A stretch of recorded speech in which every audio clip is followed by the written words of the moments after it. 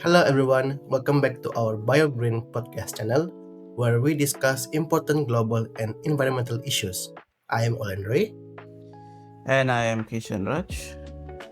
And I'm Yong. Today we are going to talk about one of the Sustainable Development Goals, which is specifically SDG 7, Affordable and Clean Energy.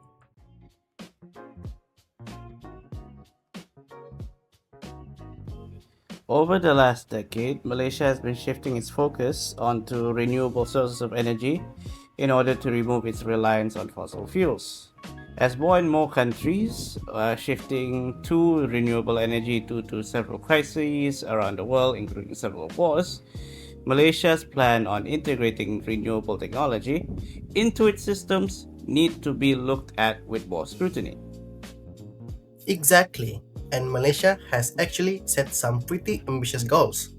The official target for 2030 is to have 100,000 EVs and 125,000 charging stations throughout the country. But here's something interesting. By July 2026, it was announced that the target had changed. Instead of 125,000 charging stations, the government is now aiming for 30,000 charging stations by 2030. Which is a little strange, right? It wasn't even officially announced as a reduction. The new number was simply stated, even though it's significantly lower than the original amount. Now, why does that gap exist?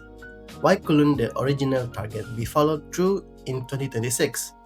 Let's find out. Well, that's exactly what we will be discussing today.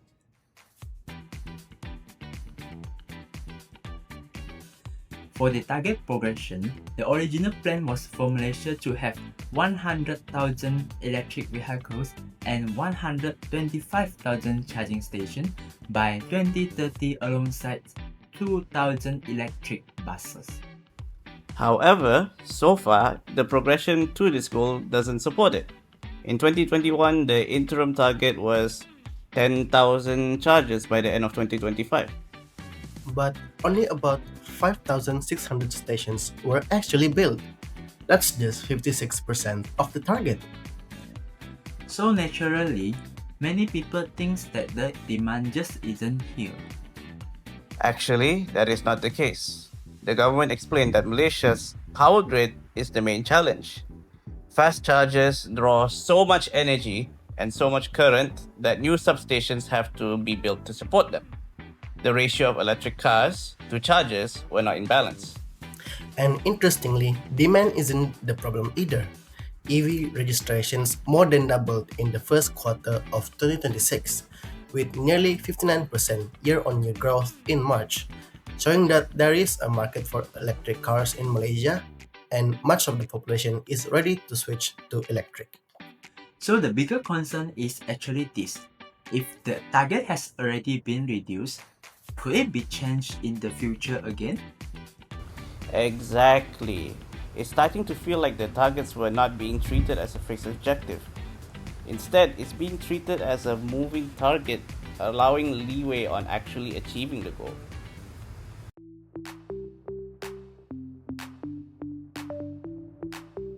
Now, let's move on to another issue. The terms renewable energy and clean energy is often confused for each other, but they are distinctly different concepts. Exactly. Renewables energy that are not finite such as solar, wind, biomass, small hydro, and geothermal. Green energy is broader term, meaning any energy that does not pollute the environment with its use. It can include energy from large hydro, nuclear, even gas with carbon capture. So, why is the distinction important?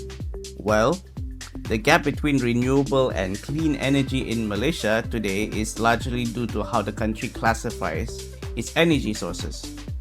A working paper from the Asia School of Business found that Malaysia's reported renewable energy capacity has reached 3 times the 2020 target. However, if you plot into it, the figure included large hydroelectric dams, even though the original target explicitly excluded it. Yeah, And if we remove the hydroelectric power from the calculation, we can see the actual renewable capacity falls significantly short of the target. Thus, the paper's core finding is that the official claims get little scrutiny and go unchallenged, which cascades into multiple energy issues. By chasing short term numbers, the long term effects were ignored until now, when the distinction between renewable and clean energy became more important. To put into perspective, after 2 decades of renewable energy targets and roadmaps, less than 2% of Malaysia electricity in 2020 from renewables other than large hydroelectric plants. Meanwhile, the use of coal and natural gas are still supplying about 78% of the country's power as of 2025, with 45% coming from coal and 32% coming from gas. Now, don't get us wrong, hydroelectric energy is still a better alternative than fossil fuels. However, the lack of variation in renewable energy sources leads to inefficiency in energy production, with multiple sources not being taken advantage of, while letting the country officially claim momentum in the target without adding any new capacity. That's good point. By counting existing dam infrastructure as renewable energy, it lets the country inflate its renewable energy number without adding new infrastructure, relying on outdated technology instead of investing in new, more efficient technology like solar or wind. Because the official figures don't clearly distinguish between renewables and clean energy. Progress in developing new renewable energy infrastructure appears much stronger than it actually is.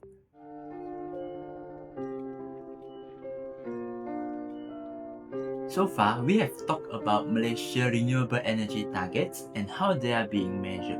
But here's another important question. Is renewable energy completely clean? Well, not exactly. The green technologies used in renewable energy aren't entirely clean to produce. For example, EV batteries need lithium, cobalt, nickel, and graphite, which are rare minerals that needed to be mined in bulk in order to satiate demand. The mining and refining process is water intensive and energy intensive, leading to large outputs of pollution. And also, cobalt supply chains in particular carry documented environmental and human costs, with cobalt mines being mostly located in Africa, where the mining activities has been associated with severe environmental pollution and even child labor. And it's not just EV batteries. Solar panels also come with their own environmental trade-off. They are energy intensive to manufacture, using hazardous chemicals like hydrofluoric acid and have a finite lifespan. Recycling infrastructure for solar waste is still immature across Southeast Asia and especially in Malaysia. The country's recycling infrastructure is not efficient enough to effectively produce green technology and recycled material for its production. Of course, we are not saying that solar technology is bad. Solar technology has a well-documented lower footprint than the fossil fuels, but its production process is still not net zero. Right. And the impact isn't where the electricity gets used. Malaysia could easily achieve its EV or solar energy targets, but there are still significant environmental costs from the global supply chain that doesn't get reported on or even discussed. Any possible solutions? Well, the environmental costs could be lessened by domestic production. Building any domestic battery plants, panel factories, and other facilities needs capital investment, which brings us to our next challenge. It's all about the money.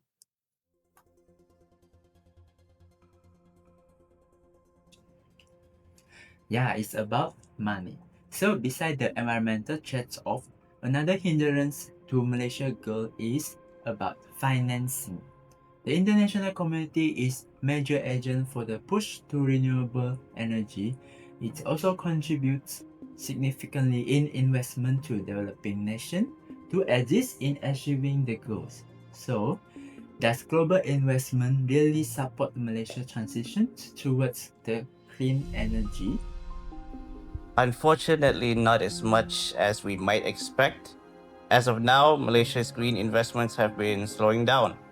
Renewable investment grew only by 7.3% in 2024, but that's a sharp decline from the 32% growth the year before. Not only that, the concentration of investments is also another big issue. Around 90% of the global energy transition investments is going to advanced economies and China, leaving only 10% for developing nations.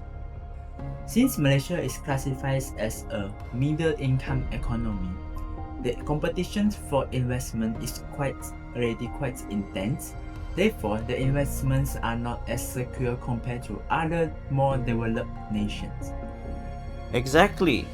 Public financing for green technology, including other services like grid upgrades as well as unprofitable rural infrastructure, have become stagnant.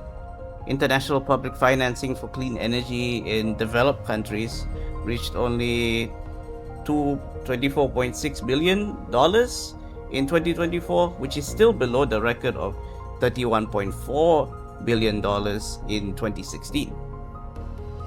And uneven within that, public financing for areas such as sub-Saharan Africa fell from $7.2 billion to about $5 billion in 1 year. Yeah, right. This is showing a worrying trend of the poorest countries and regions which are slowly becoming cut off from the funding. And if that's the direction global funding is taking, a middle income economy or country like Malaysia is unlikely to be next in line for more funding either. There's another concern as well. Manufacturing investment has also been declining nowadays. Investments in factories for solar, wind, battery, and hydrogen technology had dropped about 21% in 2024 to about $102 billion. That's exactly what Malaysia needs to build a domestic supply chain instead of importing finished panels and cars. The problem is the access to cheap, quality green technology has become more and more difficult as investments have been declining, leading to a cascading effect for adoption of renewable energy globally. So overall, the investments have not been effectively supporting the targets. Growth have been slowing, the capital needed to invest in the technology and infrastructure is concentrated to a few nations.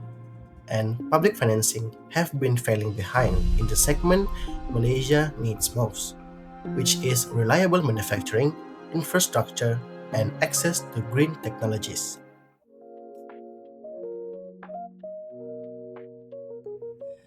So, to wrap up our discussion, Malaysia has made encouraging progress towards achieving SDG 7, affordable and clean energy, but several challenges still remain. From changing EV infrastructure targets and the differences between renewable and clean energy to the environmental trade offs of green technologies and the limited financial investment, it's clear that the transition isn't as straightforward as it seems. Exactly. Achieving clean energy isn't just about setting ambitious targets, it is also requires reliable infrastructure, transparent policies, diversified renewable technologies, and long-term financial commitment. Ultimately, Malaysia's clean energy transition is not just about producing more renewable energy, but about building a suitable and realistic energy system for the future. And that's all from us. Thank you so much for listening. If you enjoyed this video, don't forget to click the like button and share it with your friends. And see you in the next video. Bye.